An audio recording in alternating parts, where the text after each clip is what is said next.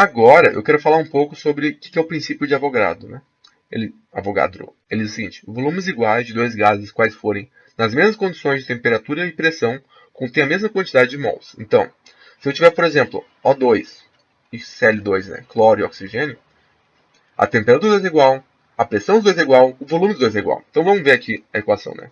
PV igual a nRT. Bom, eu tenho que o N é igual a PV por NT. E nesse caso, tudo, aliás, PV por RT, né? RT, tá escrito errado aqui, peço perdão. Tá. Nesse caso aqui, já que o R é constante, então o R a gente sabe que é igual. O P e o V e o T são iguais, porque é o princípio de Avogadro, né? Então, a gente pode igualar os dois, né? Porque todo esse termo aqui vai ser igual de um para outro, porque eles vão abarcar as mesmas condições, né? A mesma temperatura, a mesma pressão e o mesmo volume. Então a gente consegue dizer que o princípio de Avogadro é o seguinte: quando os volumes forem iguais, a temperatura for igual, a pressão for igual, eles vão ter a mesma quantidade de número de mols, mesmo que sejam dois gases diferentes. Beleza? Tá. Vamos agora para a CNTP, né?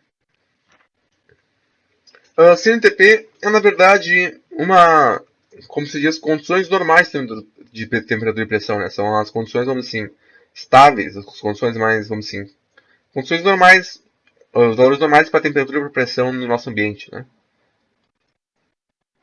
Não necessariamente no nosso ambiente, mas, vamos assim, são condições normais, consideradas, vamos assim, pontos de partida de temperatura e pressão, né? Que tu sabe que são problemas de dizer, está em condições normais, então tem que se atentar a esses valores aqui, né? A pressão na CNTP é 1 atm ou 760 torr. Temperatura na CNTP é 273,15 ou 0 graus Celsius. O volume da CNTP é 22,4 litros para 1 mol gasoso. Aqui tem que se atentar, porque na CNTP a proporção é essa, mas tu pode ter um número menor de litros se o teu número de mols for menor, né? Já que o que tu tem é 22,4 litros para 1 mol. Então, mesmo na CNTP, se tu tiver um número de mols menor, tipo 0,5 mol, tu vai ter na CNTP metade do número de litros, né? Então, isso daqui só vai ter 22,4 litros em relação a 1 mol gasoso, né? Tem que se atentar a isso. Porque se tu tiver algo que não seja 1 mol, tu vai ter uma coisa diferente.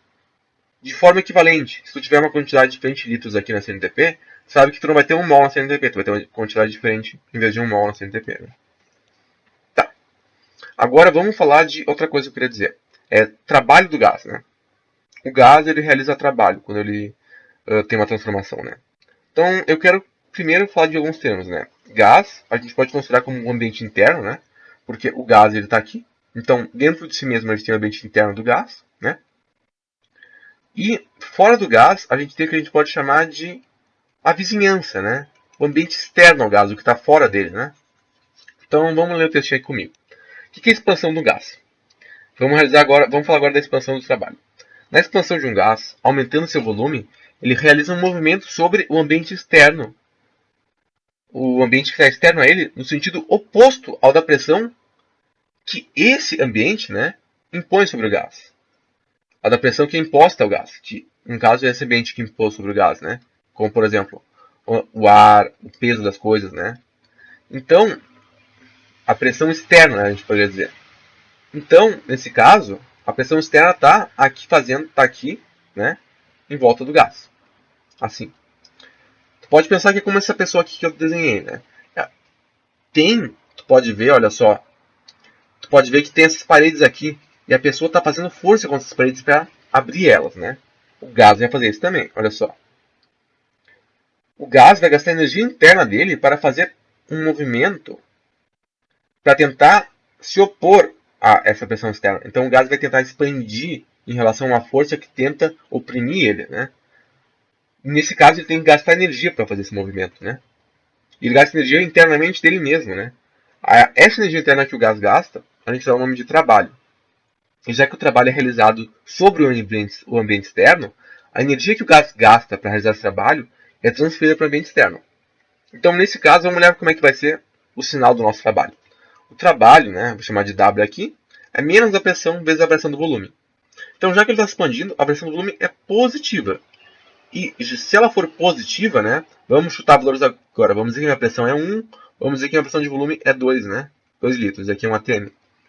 Então, eu vou ter W igual a menos 1 vezes 2. Vai ser negativo, né? Então, no caso de uma expansão, quando o gás realiza trabalho sobre o ambiente externo, quando o gás realiza trabalho ele próprio, ele está perdendo energia, porque tu não consegue realizar trabalho e ganhar energia quando tu realiza o trabalho, né? Agora, a gente vai ver que quando alguém realiza trabalho sobre ti, é outros 500, né? Vamos olhar como é que vai ser. Agora é um caso de compressão, né? A compressão é diferente, porque na compressão não é tu que está realizando trabalho sobre o ambiente, né? É o ambiente que está realizando trabalho sobre ti. Aqui a gente viu que o gás resistiu, né? O gás resistiu à pressão que o ambiente realizou nele, à pressão externa, e se expandiu. Nesse caso não, né? Nesse caso o gás perdeu. Ele vai ser comprimido. Ele vai ser comprimido pelo ambiente externo, pela pressão desse ambiente. O gás perdeu a sua luta, né? A gente pode ver aqui a pessoa. Enquanto aqui a pessoa fez força para expandir as paredes, aqui ela está sendo massacrada pelas paredes, né? Comprimida por elas. É o que está acontecendo com o nosso gás, né? A compressão, um gás diminuindo de volume, sofre um movimento que a vizinhança realiza sobre ele. Nesse caso, quem está gastando energia não é o gás, é a vizinhança. Porque é a energia que está dando força nele para comprimir ele e que está conseguindo realizar esse movimento. Logo, essa energia está sendo gasta. Porque ela está empurrando, está fazendo o deslocamento, né? E essa energia gasta é o trabalho que a vizinhança realiza sobre o gás. E logo, já que agora é a vizinhança que realiza o trabalho no gás, é a vizinhança que põe a energia no gás para comprimir ele, agora o gás está ganhando energia da vizinhança. Nesse caso, o trabalho é positivo. Porque agora o trabalho não é o gás que realiza. Quem realiza o trabalho agora é a vizinhança sobre o gás. Então vamos ver aqui. Trabalho é igual a menos pressão vezes pressão do volume. Se a variação do volume é negativo, vamos chutar valores agora. Minha pressão é 1 atm. Agora minha variação de volume é menos 2 litros. Então, agora, quando eu fizer essa continha aqui, vai dar menos 1 vezes menos 2, vai dar 2, né? Então, 2 joules no caso. Né? Então,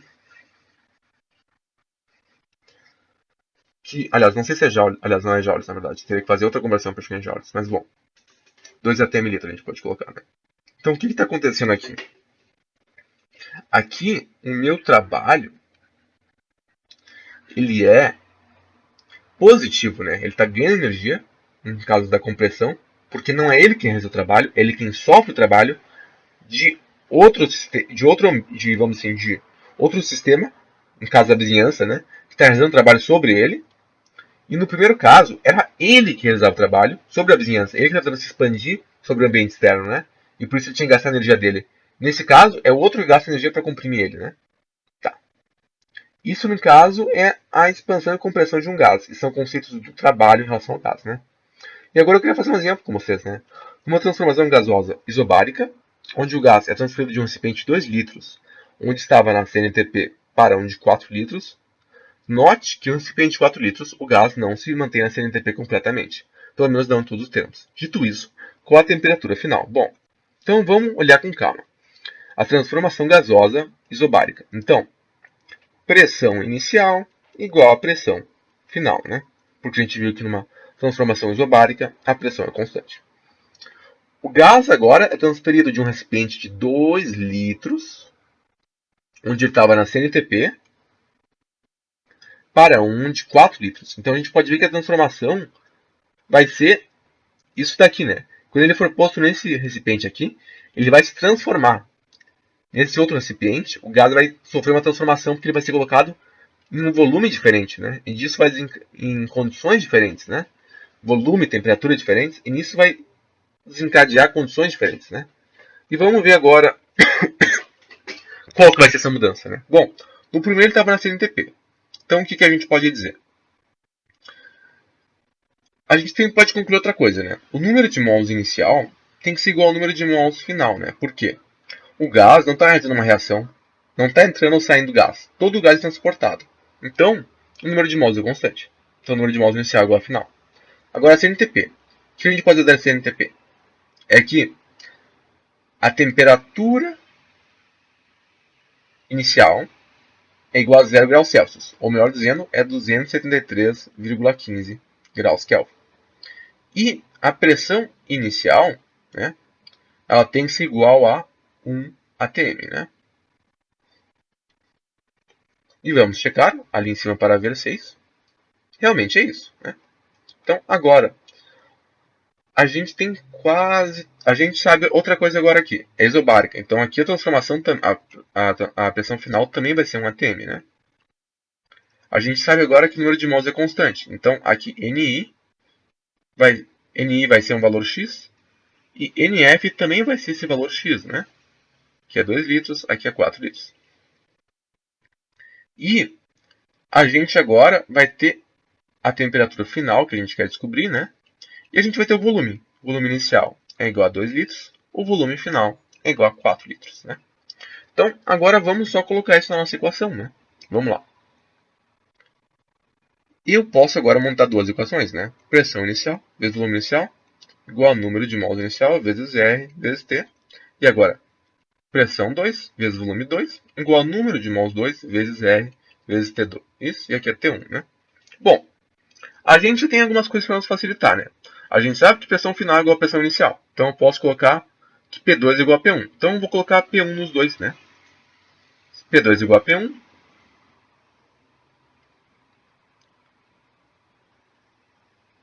Aliás, vou chamar de pressão final aqui só para ficar mais em par com o que eu coloquei ali, né? E aqui eu vou chamar de inicial. Tá. Agora a gente sabe que pressão inicial é igual a pressão final. Então aqui eu posso substituir por pressão inicial. A gente sabe que o número de mols final é igual ao número de mols inicial. Então aqui eu vou substituir por número de mols inicial. A gente sabe que o volume que eu tenho aqui no final é 4 litros. Agora a gente sabe que o R... Bom, o R é constante nos dois, então eu também não preciso colocar ele. Vai me dificultar a vida colocar ele, né? E eu quero descobrir a temperatura final. Então, agora o que eu posso colocar, né? Eu posso... E aqui que a gente pode fazer, né? A gente poderia colocar todos os valores, mas vamos fazer de um jeito mais inteligente, né? Vamos olhar o que a gente tem e ver como é que a gente pode trabalhar com isso. Aqui minha temperatura inicial é 273,15. Eu tenho meu R aqui. Eu tenho meu número de mols inicial, que é igual nos dois, né? Eu tenho meu volume inicial, que é 2 litros, né? 2. Eu tenho a pressão inicial, que é igual a outro, né? Então, aqui eu posso notar uma coisa. Eu tenho termos iguais aqui, né? Aqui eu tenho pressão inicial, número de mols inicial, né? E o R, que é constante. Então, a gente pode fazer uma coisa, né? A gente pode isolar isso e montar uma nova equação. Eu vou passar esse número de mols para cá dividindo, e esse R para cá dividindo. Eu vou passar esse 2 para lá dividindo, né? Vai dar assim, 273,15 dividido por 2, igual a isso.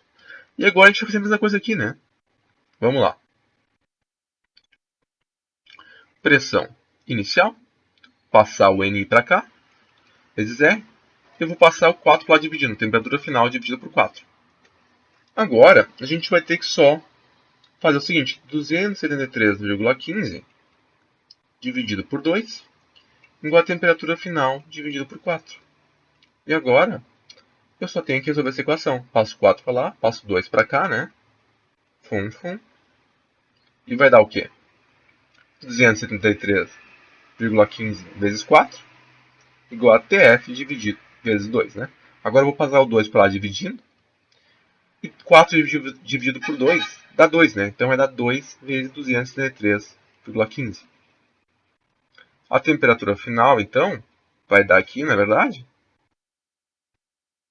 546,3 graus Kelvin, que é o dobro, né?